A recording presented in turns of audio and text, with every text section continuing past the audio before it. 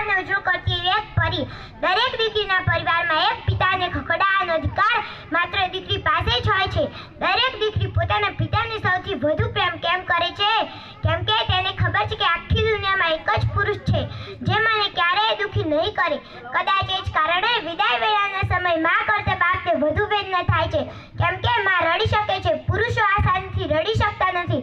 દીકરી 20-22 થી થાય ત્યાં સુધીમાં તેને બાપને તેના વાત્સલ્ય પ્રેમની આદત પડી જાય છે. ક્યારેક દાદી બની જાય છે તો ક્યારેક મિત્ર બની રહે છે અને દુઃખમાં બાપની આંસુ લૂછતી હથેળી બની જાય છે. દીકરી જોતમાં દીકરી મોટી થઈ જાય અને એક દિવસ પાણી તરોડી વિદાય થાય છે. જતી વેળા બાપની છાતીએ વળગીને સજળ નેત્રે કહે છે, પપ્પા હું જાઉં છું, મારી ચિંતા કરશો નહીં, તમારી દવા બરાબર લેજો. ત્યારે જ તેના આંખમાંથી ઉમટી આવતા આંસુને તે રોકી શકતો નથી. દીકરીના બાપને ભગવાનને એક જ પ્રાર્થના કરવી જોઈએ, પ્રભુ તું સંસારના સગડા પુરુષોને ખૂબ જ શાણા અને સમજુ બનાવજો. કેમ કે એમાંથી કોઈ મારી દીકરીનો જમાઈ બનવાની છે. પ્રભુ તું સંસારની બધી સ્ત્રીઓને ખૂબ જ પ્રેમાળ બનાવજે. કેમ કે એમાંથી કોઈ મારી દીકરીની સાસુ કે નણંદ બનવાની છે.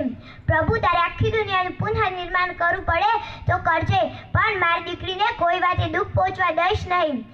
સૂર્યના ઘેર દીકરી હોત અને તેને વિદાય કરવાનો અવસર આવ્યો હોત તો સૂર્યને ખબર પડે કે અંધારું કોને કહેવાય. અસ્તુ.